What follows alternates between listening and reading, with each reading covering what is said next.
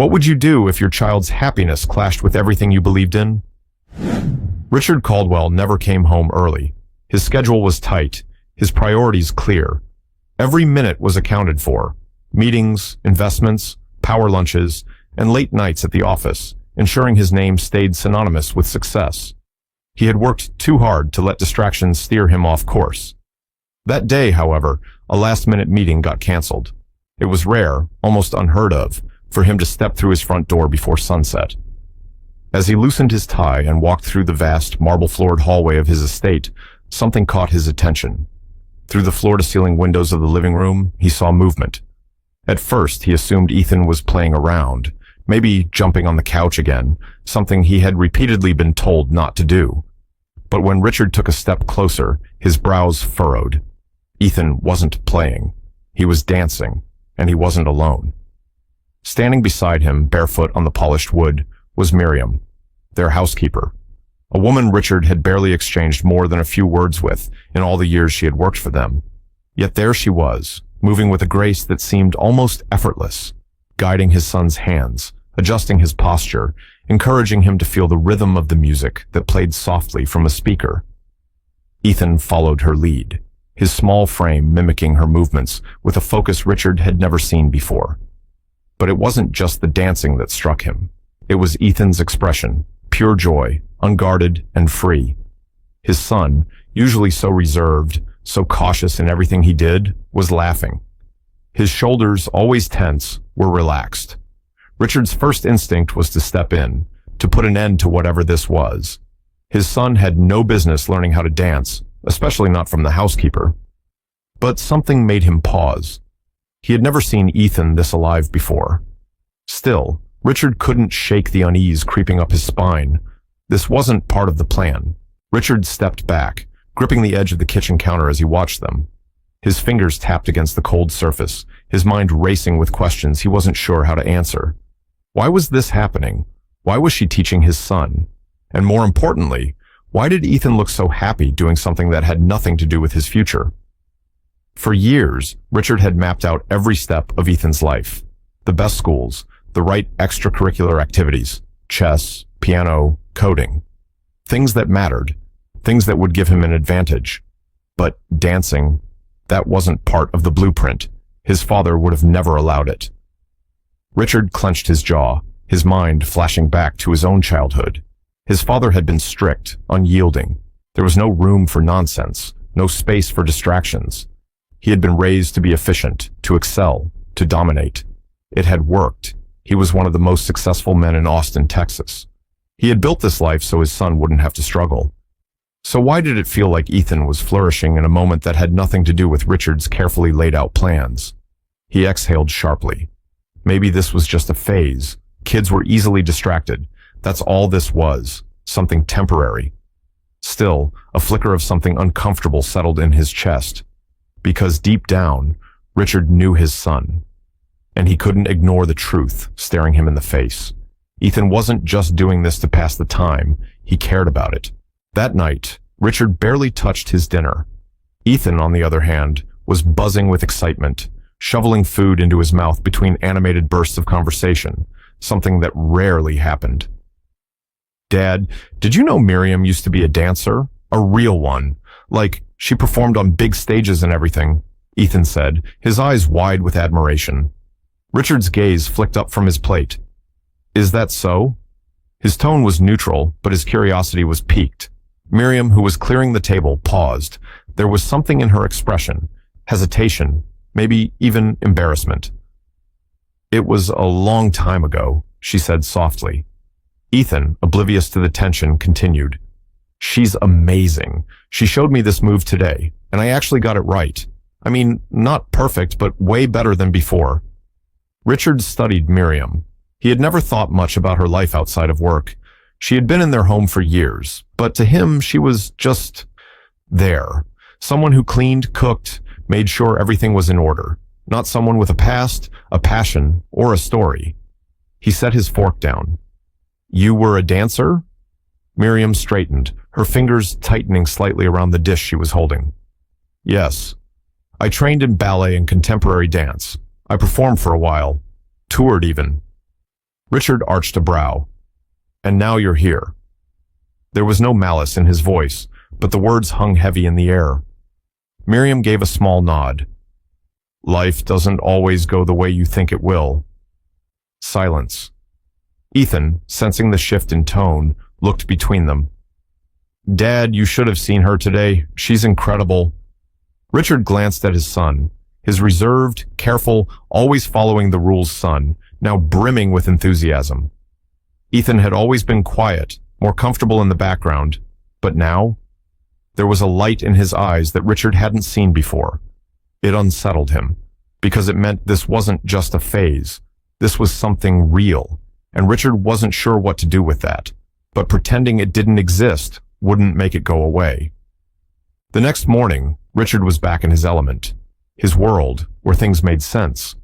The towering glass office building, the scent of fresh coffee, the steady hum of productivity.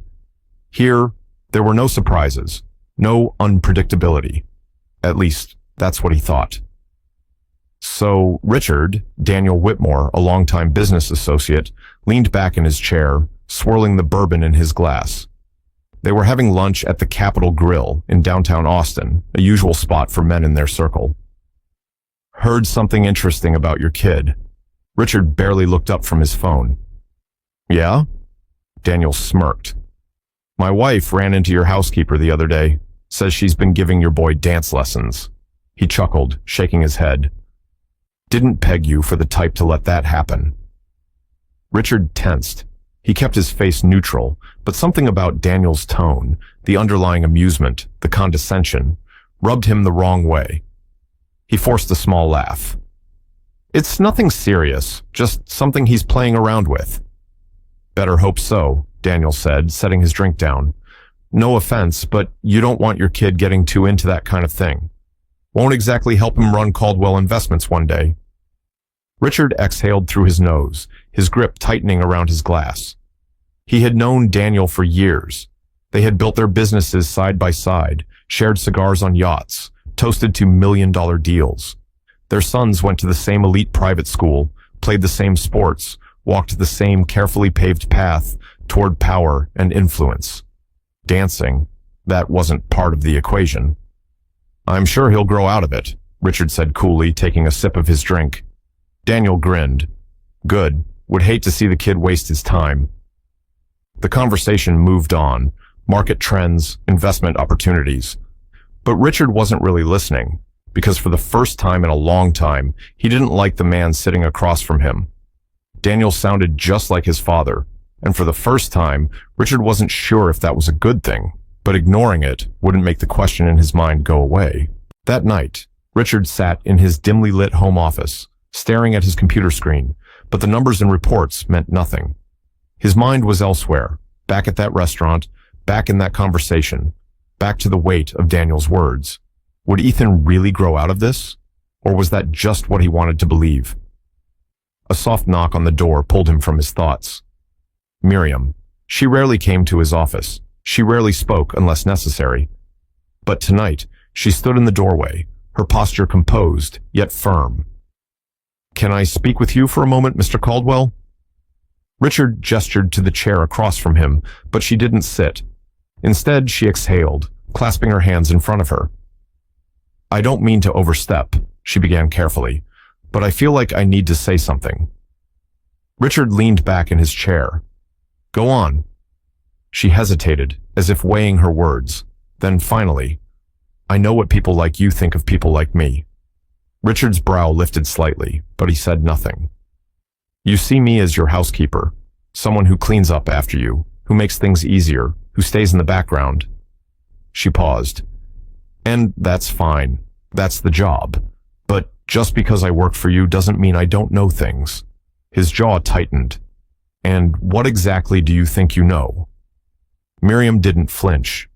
I know what it's like to have something you love, to have a gift, and to be told it doesn't matter because it doesn't fit into someone else's vision for your life. Richard's fingers tapped against the desk. This isn't about you. She shook her head. It's about Ethan, and it's about you. Silence. I see him, Mr. Caldwell, she continued, voice steady. I see the way he lights up when he moves, the way he feels the music. I see what you don't want to see. She took a small step forward.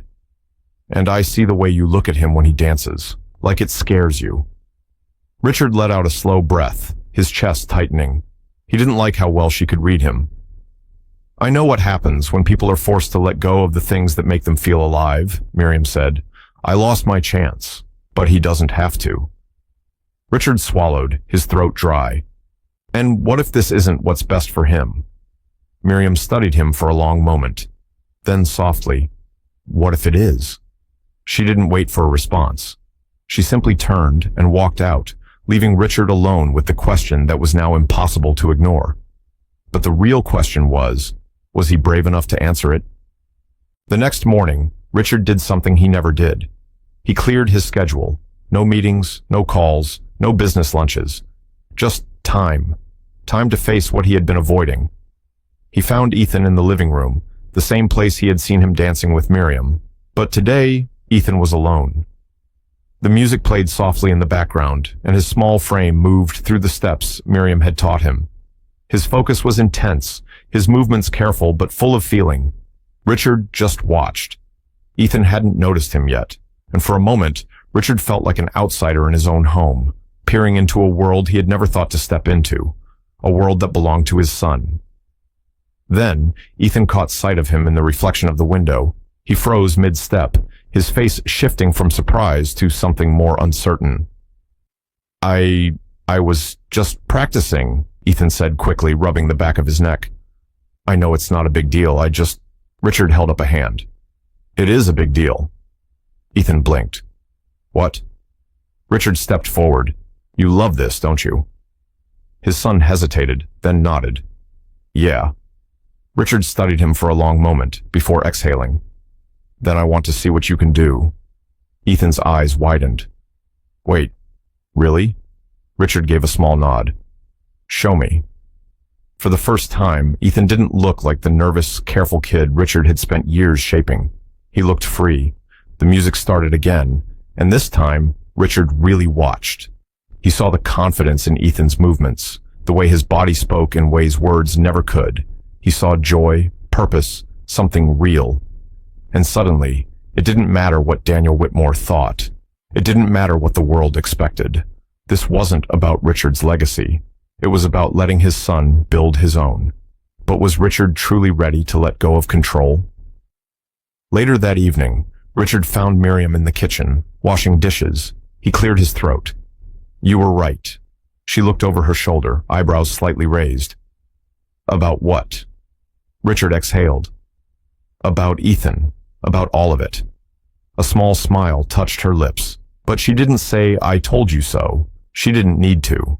Instead, she simply asked, So, what are you going to do about it?